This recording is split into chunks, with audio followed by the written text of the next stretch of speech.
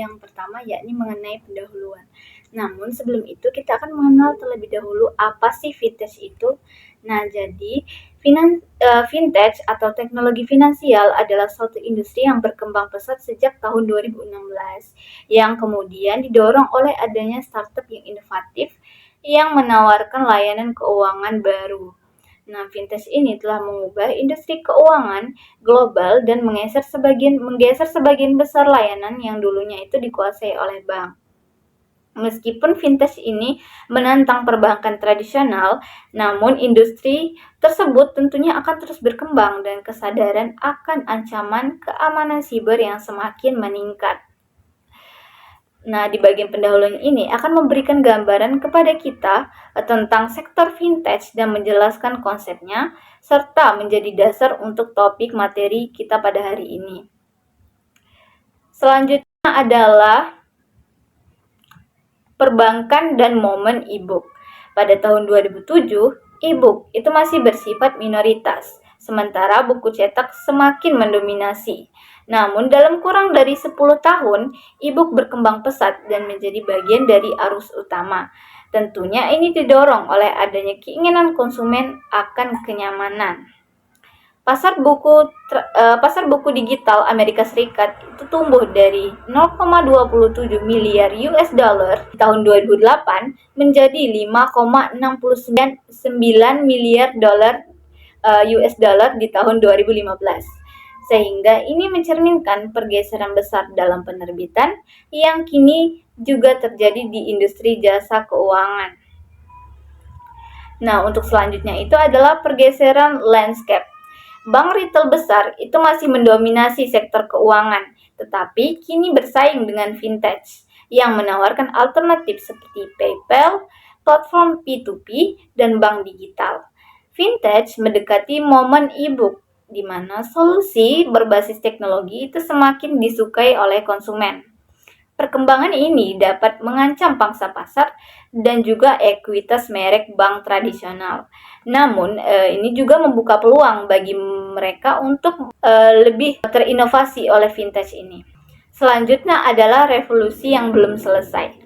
PayPal yang diluncurkan pada tahun 1998 telah menjadi pemain utama dalam pembayaran online dan kini itu bersaing dengan kartu debit dan juga kredit di berbagai situs e-commerce. Pasar pembayaran terus berkembang dengan inovasi seperti Apple Pay dan kartu prabayar. Sementara platform pinjaman P2P itu juga semakin populer.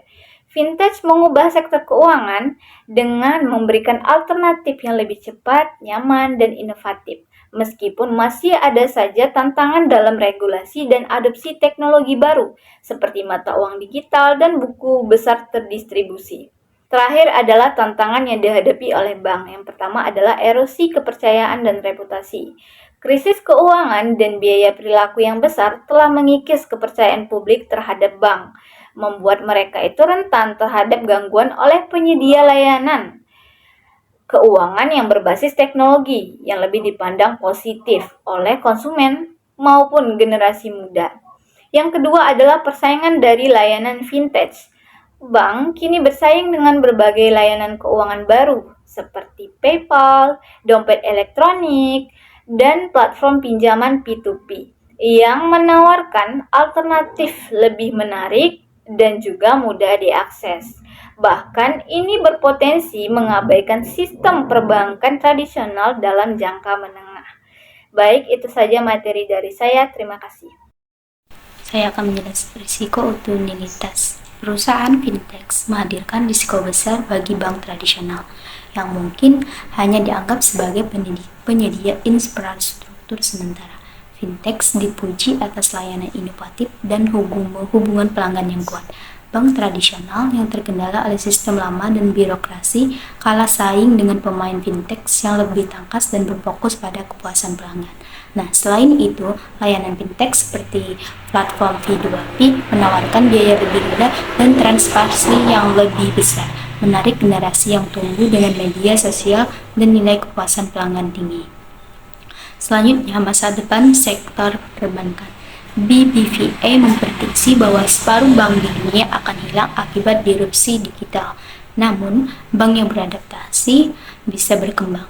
Bank yang berwawasan ke depan akan memanfaatkan basis nasabah dan data mereka untuk bertransformasi menjadi pusat solusi keuangan digital.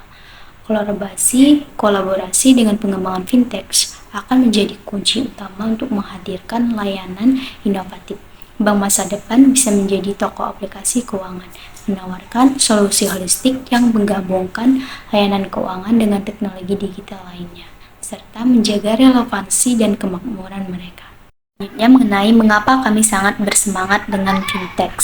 Jadi, fintech ini mengacu pada teknologi keuangan yang mengubah cara orang bertransaksi, meminjam, dan berinvestasi.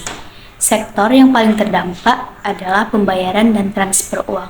Nah, dengan munculnya layanan seperti TransferWise dan Square, London menjadi pusat utama fintech dengan investasi global mencapai 22 miliar US dollar pada tahun 2015 dan akan terus meningkat. Nah, selanjutnya bagaimana semuanya dimulai? Jadi, kelahiran fintech didorong oleh krisis keuangan dan hilangnya kepercayaan pada sistem perbankan. Generasi milenial yang lebih memilih layanan seluler menjadi target utama untuk inovasi ini. Perusahaan fintech menawarkan layanan biaya lebih rendah dan transparansi yang lebih baik melalui platform yang dirancang dengan baik dan antarmuka yang mudah digunakan. Selanjutnya, apa yang dihadirkan fintech? Jadi, fintech ini mempermudah akses dan kontrol finansial dengan mengurangi biaya dan meningkatkan transparansi. Startup seperti WorldRemit dan Remitly mengubah mengirim uang internasional, sementara platform pinjaman peer-to-peer dan crowdfunding seperti Lending Club dan Kickstarter memperluas akses keuangan. Fintech juga menawarkan layanan investasi otomatis yang akan mengelola triliunan dolar. Baiklah, saya akan melanjutkan materi dari yang sebelumnya. Yang pertama, bank tetap waspada. Fintech memperkenalkan berbagai gangguan dalam sektor perbankan dengan layanan baru yang lebih berpusat pada pelanggan, mengubah landscape, dan meningkatkan tuntutan terhadap bank. Lembaga keuangan tradisional menghadapi ancaman dari startup yang lebih kecil dan inovatif, yang memiliki keunggulan teknologi dan fleksibilitas. Yang kedua, terganggu di konsep ulang. Kolaborasi lebih memungkinkan bank untuk memodernisasi infrastruktur tanpa mengembangkan teknologi sendiri, dengan memanfaatkan inovasi dari pemain baru. Laporan Accenture menunjukkan dua skenario. Yang pertama, bank yang gagal beradaptasi akan kalah, sedangkan bank yang berkolaborasi dengan inovator akan lebih berhasil. Yang ketiga, tren teknologi finansial saat ini. Persaingan perbankan kini semakin ketat dengan hadirnya fintech dan teknologi yang tinggi yang menawarkan layanan khusus dan mengancam dominasi bank tradisional. Selanjutnya yang keempat, regulasi yang mendukung sektor fintech. Pada tahun 2015, Inggris meluncurkan inisiatif Open Application Programming Interface untuk berbagi data perbankan guna meningkatkan kolaborasi antara bank dan fintech demi kepentingan konsumen. Dan yang terakhir, tren perangkat yang dapat dipakai, valuta asing, Bitcoin, dan blockchain. Fintech menghadirkan inovasi signifikan dalam sektor keuangan, seperti layanan pertukaran mata uang yang lebih murah seperti WeSwap, serta perangkat wearable yang meningkatkan akses perbankan langsung. Aplikasi keuangan canggih seperti Expanific dan Moneyhub menawarkan perencanaan keuangan yang lebih baik. Baiklah, di sini saya akan melanjutkan presentasi dari kelompok kami mengenai materi selanjutnya, yaitu tentang milenial. Menurut Pew Research Center, generasi milenial adalah kelompok orang yang lahir antara tahun 1985 1981 hingga 1997 atau mereka yang berumur 18 hingga 34 tahun pada tahun 2015.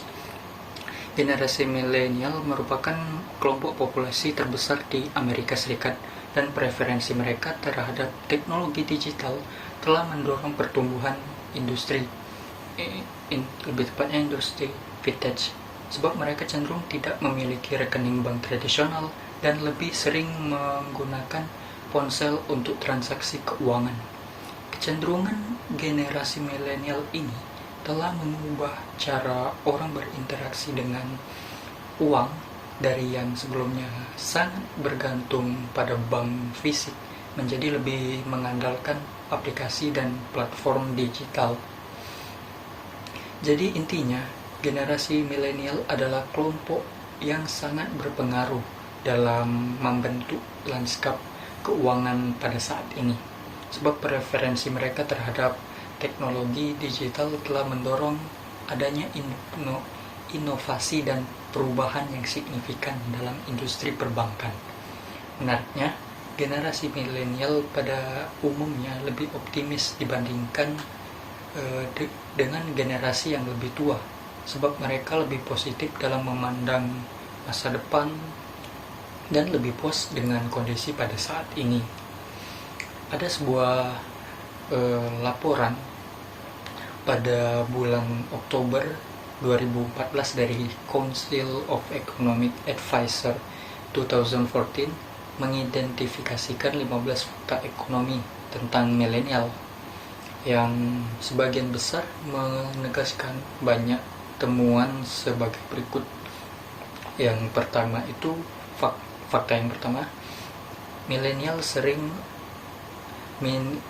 sekarang adalah generasi terbesar dan paling beragam dalam populasi Amerika Serikat.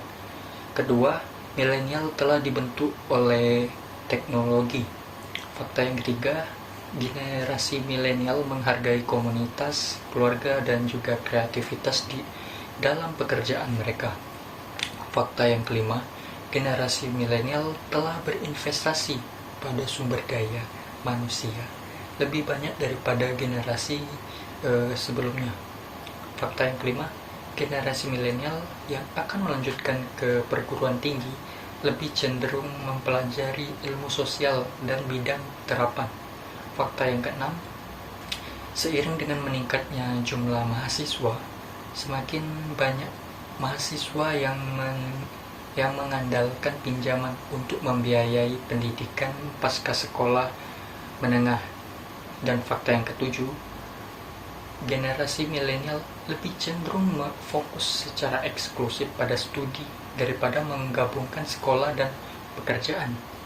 Fakta ke-8, sebagai hasil dari Affordable Care Act atau ACA, generasi milenial jauh lebih mungkin untuk memiliki perlindungan asuransi kesehatan selama masa dewasa mereka. Dan fakta yang ke-9, milenial akan menghadapi dampak dari memulai karir mereka selama masa penurunan yang bersejarah selama bertahun-tahun yang akan datang. Dan fakta yang ke-10, investasi dalam sumber daya manusia kemungkinan besar akan memberikan hasil yang besar bagi generasi milenial. Fakta ke-11, generasi milenial yang bekerja lebih lama, bekerja dengan perusahaan yang memperkerjakan mereka di awal karir. Fakta yang ke-12, perempuan milenial memiliki kesetaraan di pasar tenaga kerja dibandingkan generasi sebelumnya. Fakta ke-13, generasi milenial cenderung menikah lebih lambat dari generasi sebelumnya. Fakta ke-14, generasi milenial lebih kecil kemungkinannya untuk menjadi pemilik rumah dibandingkan dengan generasi sebelumnya. Dan fakta terakhir, generasi milenial yang berpendidikan tinggi pindah ke daerah perkotaan lebih cepat daripada rekan-rekan mereka yang kurang berpendidikan. Secara garis besar, laporan ini menyoroti karakteristik unik generasi milenial yang berbeda dari generasi sebelumnya, terutama dalam hal pendidikan, karir, dan juga gaya hidup mereka. Menurut CFA Institute telah mengidentifikasikan 6 karakteristik utama dalam penggunaan uang oleh generasi milenial.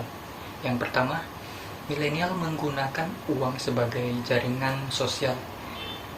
Generasi milenial seringkali menggunakan uang sebagai alat untuk berinteraksi dengan orang lain, misalnya dengan mentraktir teman atau memberikan hadiah.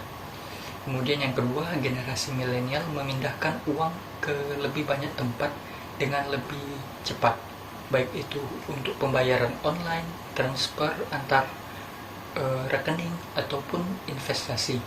Yang ketiga, generasi milenial lebih sadar akan pentingnya menabung dan berinvestasi untuk masa depan. Yang keempat, generasi milenial lebih memilih melakukan transaksi perbankan secara digital tanpa perlu mengunjungi cabang bank. Dan yang kelima, selain mengejar keuntungan finansial, generasi milenial juga tertarik pada investasi yang memiliki dampak sosial atau lingkungan. Dan yang keenam, generasi milenial tidak ragu untuk memberikan donasi atau terlibat dalam kegiatan amal.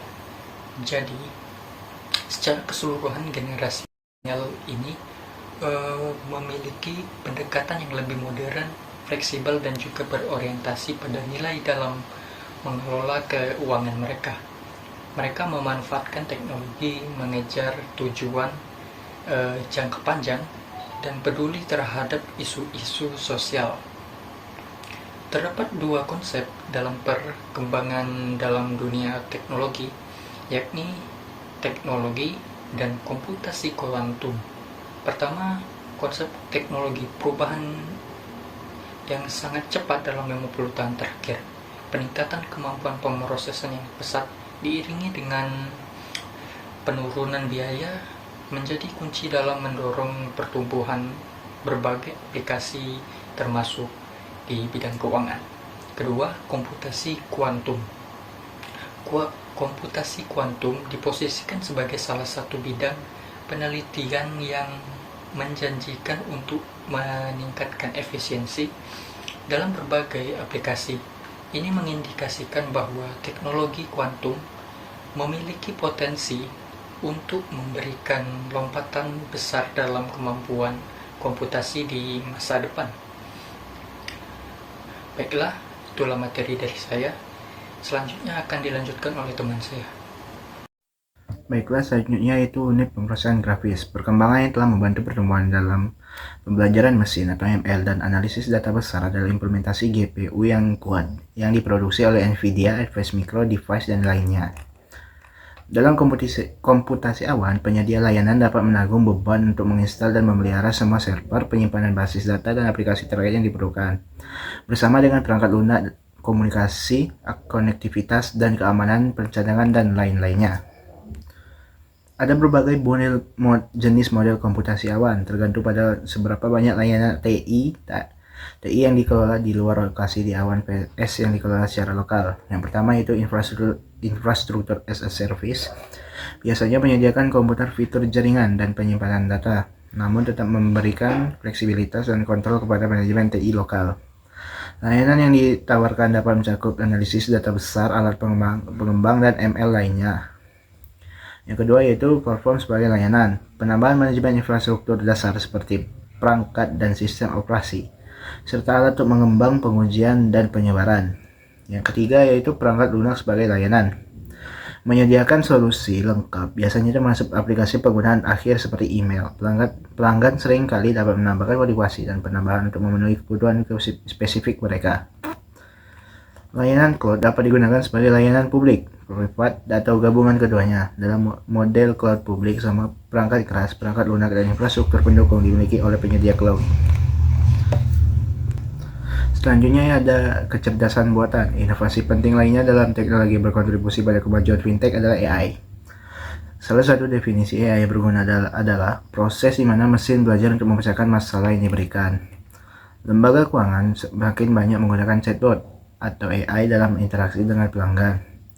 Meskipun terkadang mengganggu pelanggan, Chatbots ini menggantikan FAQ dan script statis lainnya dan sering digunakan sebagai bersama dengan akses ke karya manusia secara langsung. Ada banyak pendekatan yang berbeda untuk AI, yang sebagian besar untuk kompleks, mencerna sejumlah besar data dan sumber daya komputasi, dan memerlukan pengujian dan umpan balik yang ekstensif. Beberapa dari pendekatan ini adalah model probabilistik atau Bayesian, jaringan saraf, dan pohon keputusan acak. Selanjutnya ada aplikasi fintech dari AI. AI kemungkinan besar akan berdampak pada sebuah segmen lembaga keuangan. Peran yang berhubungan dengan pelanggan, operasi manajemen, kekayaan, pasar modal semuanya akan mendapat manfaat peningkatan penerapan AI. Selanjutnya yaitu gaya hidup startup. Faktor lain yang berkontribusi terhadap pertumbuhan fintech saat ini adalah daya tarik lingkungan startup bagi banyak generasi milenial. Mungkin itu saja yang dapat saya sampaikan dan saya akhiri.